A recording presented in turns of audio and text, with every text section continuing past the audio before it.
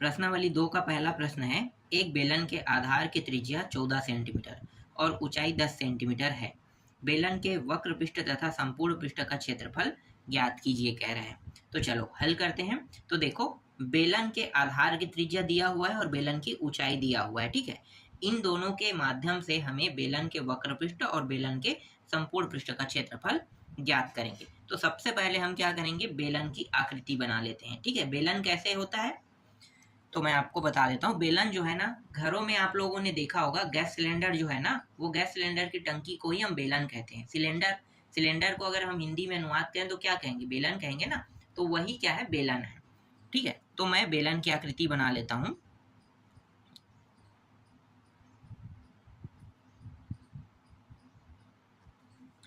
आप लोग इसे ना प्रकार की सहायता से बनाना, ठीक है, तो अच्छा से बनेगा। यहाँ पे देखो थोड़ा सा मिस्टेक हो जाता है इससे, ठीक। कुछ इस प्रकार से रहेगा। देखो, एक वृत्त यहाँ पे है और नीचे में एक वृत्त। बेलन जो है ना, अगर कहा जाए तो बहुत सारे वृत्तों का एक गुच्छा है। अगर उन गुच्छों को हम एक साथ अटैच कर दें, जोड़ दें, तो एक प्रकार से हमें इस प्रकार की आकृति दिखाई देगा। बिल्कुल दिखाई देगा ना। आप लोगों ने देखा होगा, बाइक या टायर के जो चक्के होते हैं वो क्या है, एक प्रकार का वृत्त है समझो। और उसको एक के ऊपर एक के ऊपर एक के ऊपर अगर उसे गांज दिया जाता है तो वो क्या कहलाएगा, सभी को एक के ऊपर एक के ऊपर एक के ऊपर गांध दिया जाएगा तो वो बेलन कहलाएगा, ठीक है। तो ये ना इसी प्रकार से ना बेलन का निर्माण हुआ है, ठीक है। बेलन जो है एक प्रकार से अगर देखा जाए तो बहुत सारे वृत्तों का क्या है, गुच्छा है। तो ये क्या है, बेलन की आकृति है, बेलन। अब इस प्रश्न में क्या कहा है, इस प्रश्न में कहा है आधार की त्रिज्या, ठीक है। तो बेलन के आधार की त्रिज्या, आधार हम किसे कहते हैं, ऊपरी हिस्सा को कहते हैं कि नीचे हिस्सा को कहते हैं, ठीक है। ये ऊपर और नीचे, तो नीचे हिस्सा को हम आधार कहते हैं। आधार मतलब हमारा बेस, ठीक है। आधार मतलब क्या है, हमारा बेस। बेस क्या है, देखो, जब हम घर बनाते हैं तो हम क्या घर ऊपर से बनाना शुरू करते हैं, नहीं करते हैं ना। कहाँ से करते हैं, नीचे से। जमीन क्या है, जमीन से हम शुरुआत करेंगे, तभी तो ऊपर की ओर हम ईंट रखते रखते फिर पहली मंजिल, फिर दूसरी मंजिल, फिर तीसरी मंजिल, इस तरीके से बनता है। तो जहां से हम शुरुआत करते हैं उसे हम कहते हैं बेस, मतलब आधार, ठीक है। तो बेलन की आधार की त्रिज्या कहाँ है, तो बेलन की आधार की त्रिज्या, ठीक है, जो आर है इसको दर्शाया गया है, जो आर का मान है, ठीक है, इसे दर्शाते हैं, आर से दर्शाते हैं। और आर का मान कितना है, 14 सेंटीमीटर दिया हुआ है, ठीक है। बेलन के आधार की त्रिज्या जो है इस प्रश्न में 14 सेंटीमीटर दिया हुआ है। और इसकी ऊंचाई तो यहाँ से लेके यहाँ तक, देखो यहाँ इससे लेकर यहाँ भी लोगे तो भी उतना ही ऊंचाई रहेगा, यहाँ से लेकर यहाँ तक लोगे तो भी ऊंचाई यही रहेगा ना। तो हम दोनों में से एक साइड को ले लेते हैं। तो हमारा जो ऊंचाई है ना वो है 10 सेंटीमीटर है, ठीक है। तो बेलन की ऊंचाई कितना है, 10 सेंटीमीटर, ठीक। तो ये आपको समझ में आया। अब जो जो दिया है ना उसको अब हम यहाँ पे लिख लेते हैं। तो लिखो, बेलन के आधार की त्रिज्या, इस प्रश्न में दिया हुआ है r बराबर 14 सेंटीमीटर और बेलन की ऊंचाई r बराबर दिया, सॉरी r नहीं, इसे s से दर्शाते हैं, h बराबर कितना है, 10 सेंटीमीटर, ठीक है। ऊंचाई को हम किससे दर्शाते हैं, s से दर्शाते हैं। ऊंचाई मतलब हाइट, ठीक है। तो इसे हम किससे दर्शाएंगे, s से। और h बराबर कितना होगा, 10 सेंटीमीटर होगा। अब इस प्रश्न में बेलन के वक्र पृष्ठ और संपूर्ण पृष्ठ निकालने के लिए कहा है। तो सबसे पहले हम वक्र पृष्ठ निकालते हैं। तो यहाँ पे मैं लिख लेता हूँ, बेलन का वक्र पृष्ठ, ठीक है। बेलन का वक्र पृष्ठ जो होता है इसका सूत्र क्या होता है, तो देखो बेलन के वक्र पृष्ठ में देखो, यहाँ पे ध्यान देना ना, यहाँ पे 2 वृत्त है। कितने वृत्त है, 2 वृत्त। तो हमें सिर्फ एक वृत्त को लेना है। कितने वृत्त को, एक वृत्त। और इस वृत्त की परिधि का मान कितना होता है, वृत्त की परिधि का मान होता है 2 पाई r, यही होता है। वृत्त की परिधि का मान क्या होता है, 2 पाई r। और ऊंचाई देखो कितना है, 10 सेंटीमीटर, और इसे किससे दर्शाया गया, एस से, तो ये एच। बस यही आपको क्या करना है, वक्र पृष्ठ के सूत्र में आपको यही लेना है, ठीक है, 2 पाई आर एच यही लेना है। कैसे आया पता चल गया। चलो अब मानों को रखते हैं, 2 गुणित पाई का मान कितना होता है 22/7 या 3.14 होता है, तो हम यहाँ पे 22/7 रखेंगे। आर का मान कितना है देखो 14 सेंटीमीटर, तो मैंने रख दिया यहाँ पे 14 सेंटीमीटर। और एच का मान कितना है देखो 10 सेंटीमीटर, तो ये 10 सेंटीमीटर हो गया। 7 एकम 7 दूनी कट गया, ये हो गया 22 दूनी 44, 44 दूनी कितना हो गया 88, 88 गुणा 10 करेंगे कितना होगा, ये हो जाएगा 880। चलो आगे देखते हैं। इसके बाद बेलन का संपूर्ण पृष्ठ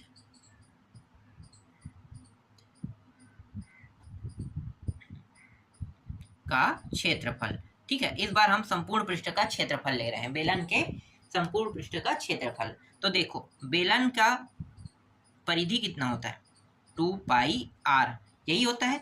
बस इसमें करेंगे क्या, एक आर को एच के साथ बस जोड़ देंगे, क्या करेंगे आर प्लस एच कर देंगे, बस इतना ही करना है, ठीक है। चलो मान रखो, तो देखो 2 गुणित पाई का मान 22/7, आर का मान 14, फिर आर का मान 14 और एच का मान 10,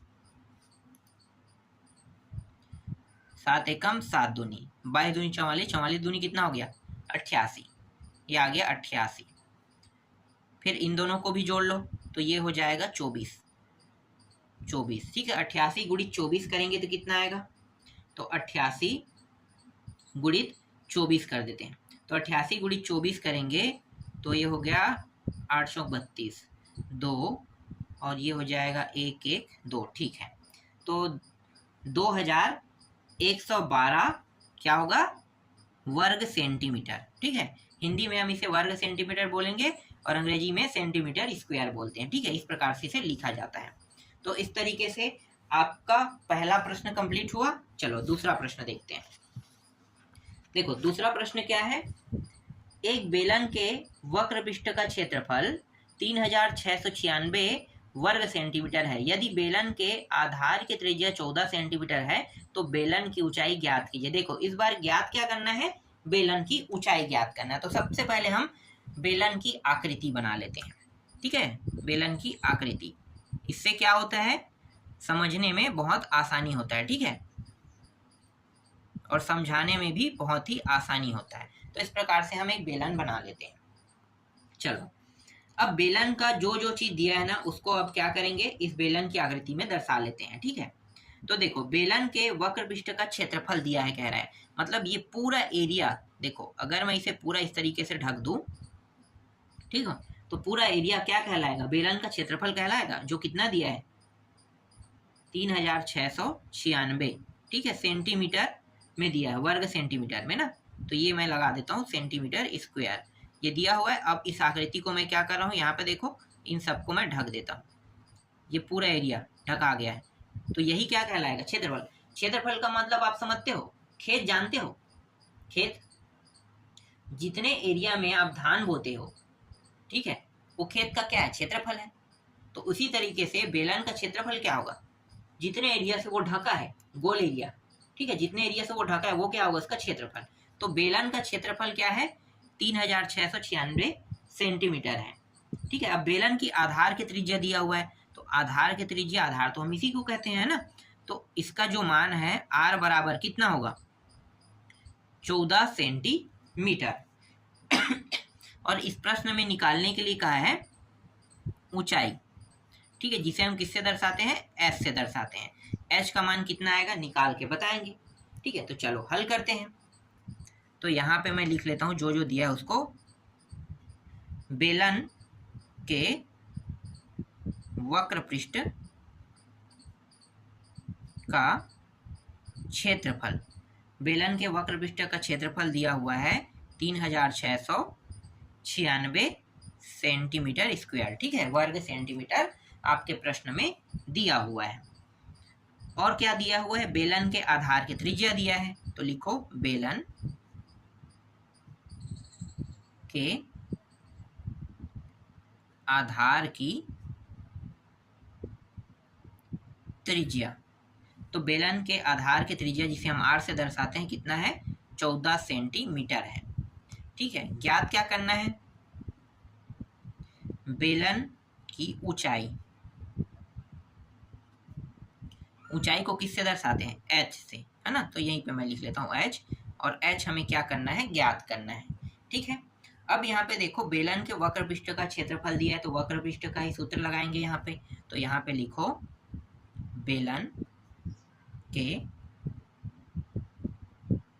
वक्र पृष्ठ का क्षेत्रफल, सूत्र कितना होता है भाई बेलन के वक्र पृष्ठ का सूत्र, ये वृत्त है, कितना होगा, वृत्त की परिधि 2 पाई r, 2 पाई r, और इसके साथ गुणा किसका होता है, h के साथ। और बेलन के वक्र पृष्ठ का क्षेत्रफल का मान कितना दिया हुआ है, 3696, जिसे हम रखेंगे किस साइड में, लेफ्ट हैंड साइड में। और राइट हैंड साइड क्या है, 2 गुणित इसका मान होता है 22/7, r का मान 14 और h का मान हमें ज्ञात करना है। 3696 बराबर 7 एकम 7 दूनी 14, इन सभी को गुणा करेंगे तो 22 दूनी 44, 44 दूनी 88, ये आ गया 88 गुणित h। h के मान निकालने के लिए हमें क्या करना होगा, इस 88 को हटाना होगा। किसके साथ जुड़ा हुआ है ये गुणा के रूप में है, 88 जो है वो ऊंचाई के साथ गुणा के रूप में है ना। तो हमें ये h जो है अकेला चाहिए, तो मैं इस h को अकेला कर देता हूँ। और कोई भी मान गुणा के रूप में हो तो वो कहाँ जाता है, नीचे आता है ना। जो इस साइड के मान है उसको क्या करेगा, भाग कर देगा, क्योंकि ये इस साइड से दूसरे साइड में आएगा, इस साइड, तो क्या होगा, गुणा के रूप में होने के कारण ही ये क्या हो गया, नीचे में आ जाएगा। अगर बाय द वे ये कुछ इस तरीके से होता तो ध्यान देना, ठीक है, ये देखो 96 और इस तरीके से ये h और ये 88 होता, तब ये कहाँ जाता, तब ये ऊपर के साथ डायरेक्ट गुणा हो जाता इस तरीके से। यही इसका नियम है, याद रखना, ठीक है, इस प्रकार से, और ये h हो जाता। लेकिन ये क्या है, h के साथ गुणा के रूप में, इसलिए ये नीचे आ रहा है। ठीक है, तो ये चीज आप लोगों को ध्यान देना है। अब इसको भाग दे देते हैं। ठीक है, 88 से किसको, 36 96 को भाग दे देते हैं। कितने बार जाएगा, तो मैं डायरेक्ट यहाँ पे लिख देता हूँ, भाग करके देख लेना। ठीक है, तो यहाँ पे ये भाग चला जाएगा 42 बार में। ठीक है, 42 बार में कहे तो 42 सेंटीमीटर। ठीक है, यहाँ पे मैं सेंटीमीटर क्यों लिख रहा हूँ, वर्ग सेंटीमीटर क्यों नहीं लिख रहा हूँ, क्योंकि इस प्रश्न में स्पष्ट कहा है ऊंचाई निकालना। ठीक है, और ऊंचाई जो है वो हमेशा सेंटीमीटर में रहता है, ना कि वर्ग सेंटीमीटर। क्षेत्रफल जो होता है वो क्या होता है, वर्ग सेंटीमीटर में। और आयतन अगर कह दिया तो आयतन जो है वो 3 घात, ठीक है, घन सेंटीमीटर में होता है। याद रखना इस बात को। ठीक है, अगर किसी एक भुजा के मान को निकाला जाए, ये क्या है, बेलन की ऊंचाई एक भुजा है ना, तो एक भुजा है और इसकी अगली भुजा क्या है, ये त्रिज्या भी एक अगली भुजा है। तो अगर किसी भुजा का मान निकालने के लिए कहेगा तो उसको आपको सिर्फ 1 डायमेंशन में करना है, जिसे हम सेंटीमीटर कहते हैं, मीटर कहते हैं, ठीक है, मिलीमीटर कहते हैं। ये सब क्या है, अगर मान सेंटीमीटर तो सेंटीमीटर, मीटर में दिया तो मीटर में लिखोगे। तो ये 1 डायमेंशन होता है। 2 डायमेंशन क्या होता है, 2 डायमेंशन मतलब 2 घात लगना, जो क्षेत्रफल में लगता है। क्षेत्रफल जब भी निकालोगे तो क्षेत्रफल में 2 घात रहेगा, जैसे वर्ग सेंटीमीटर, वर्ग मीटर, वर्ग मिलीमीटर, इस तरीके से। ठीक है, और आयतन में घन सेंटीमीटर, आयतन कहेगा तो घन सेंटीमीटर में मान आएगा। तो ये बात आपको याद रखना है, आगे मैं बताते रहूंगा आपको और अच्छे से ये समझ में आते जाएगा। बस अभी आप लोग इसे सुनते रहो और सीखते रहो। ठीक है, तो ये हमारा ऊंचाई जो है वो आ गया। ठीक, h का मान निकल गया, तो ऊंचाई कितना निकला, 42 सेंटीमीटर ऊंचाई प्राप्त हुआ। चलो तीसरा प्रश्न देखते हैं। तीसरा प्रश्न है, 14 सेंटीमीटर ऊंचाई वाले बेलन के वक्र पृष्ठ का क्षेत्रफल 88 वर्ग सेंटीमीटर है। बेलन के आधार का व्यास ज्ञात कीजिए कह रहा है। तो बेलन के आधार का व्यास ज्ञात करना है इस बार। तो चलो फिर से एक चित्र बना लेते हैं इस प्रकार से। ठीक है, और हमें निकालना क्या है, हमें सबसे पहले इस r का मान निकालना है, तभी तो हम व्यास का मान निकाल पाएंगे ना। और ये क्या है, ऊंचाई है। तो चलो जो जो चीज दिया है उसको हम यहाँ पे लिख लेते हैं, ठीक है। ऊंचाई इस प्रश्न में 14 सेंटीमीटर दिया हुआ है, तो यहाँ पे लिख लेते हैं बेलन की ऊंचाई, ऊंचाई को हम एच से दर्शाते हैं और एच का मान कितना है, 14 सेंटीमीटर है। फिर और दिया हुआ है बेलन के वक्र पृष्ठ का क्षेत्रफल, ठीक है। क्षेत्रफल दिया हुआ है तो इसको हम कैसे लिखेंगे, 88 सेंटीमीटर। वर्ग लिखूंगा कि सिर्फ सेंटीमीटर लिखूंगा, ये बताओ मुझे। वर्ग सेंटीमीटर ना, क्योंकि ये क्षेत्रफल है, तो क्षेत्रफल है इसलिए इसमें 2 घात रहेगा, ठीक है। अक्सर यहीं पे सबसे ज़्यादा गलती होता है कि हम उसमें घात 1 लगाएं कि घात 2 लगाएं कि घात 3 लगाएं। तो मैंने आपको अभी बताया ना कि अगर वो इस तरीके से ऊंचाई निकालना है, लंबाई निकालना है, या आर का मान निकालना है, एच का मान निकालना है, ठीक है, इस तरीके से अगर निकालना है तो हमेशा वो किस फॉर्म में रहेगा, एक घात वाले फॉर्म में रहेगा, इसे 1D कहते हैं, ठीक है। और अगर बेलन का वक्र पृष्ठ का क्षेत्रफल निकालना है, मतलब क्षेत्रफल संबोधित कर रहा है, तो आपको यहाँ पे 2 घात लगा देना है। समझ में आया? 3 घात कब लगेगा, जब आयतन निकालोगे तो, ठीक है। किसी का आयतन निकालने के लिए कहेगा तब आप उसमें 3 घात लगा देना, बस यही आपको ध्यान देना है, ठीक है, प्रश्नों को हल करते समय। चलो इसके बाद है बेलन के